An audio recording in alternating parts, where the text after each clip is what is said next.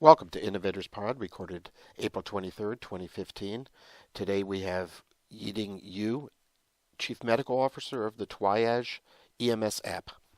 So, what can you tell us about your product? Sounds great. It's great to be here.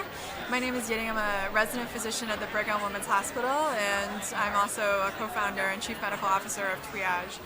Twiage was developed to help ambulances alert hospitals about a sick patient at just the right time. So currently, as a doctor, when I'm in the emergency room, when I hear about a sick patient that comes to me via radio or a cell phone call, my nurses are being bombarded left and right. And sometimes there's delays. I don't hear about a heart attack or a stroke in time. Twiage changes that paradigm. Instead of calling a radio or picking up a phone and maybe waiting on hold at the Brigham during rush hour, you can use the app to immediately alert a hospital about a really sick patient, so I and my colleagues can prepare about that patient right away. So I guess I'll show you the app. Does that work? So this is what it looks like. A little higher. A little higher? Beautiful. Yep. So this is what the app looks like.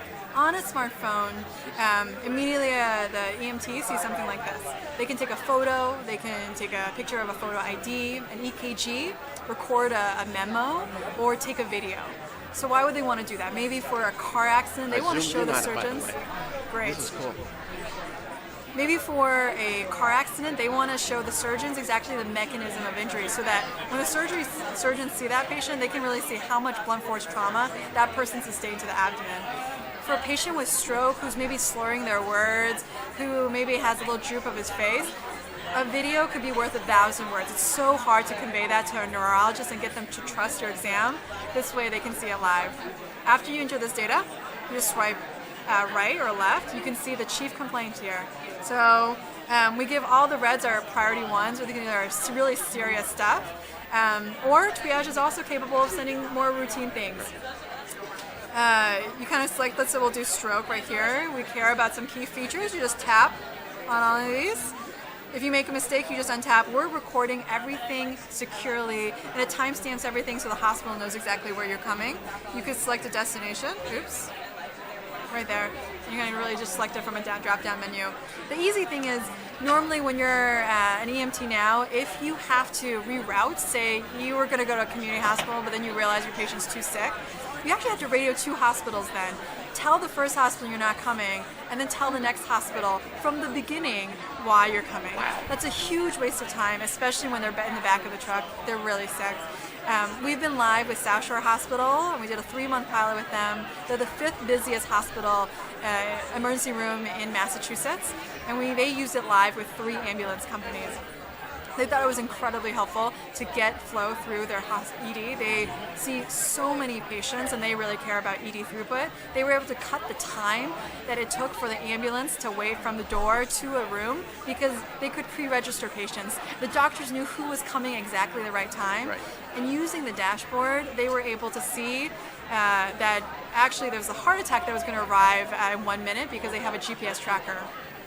That sounds incredible. So, actually can save lives, or will save lives, I think. Yeah. That's what we really hope. You know, for cases like stroke, for instance, where doctors really have a time limit to how long we have to give life-saving treatment, that can mean so much to a patient and their families.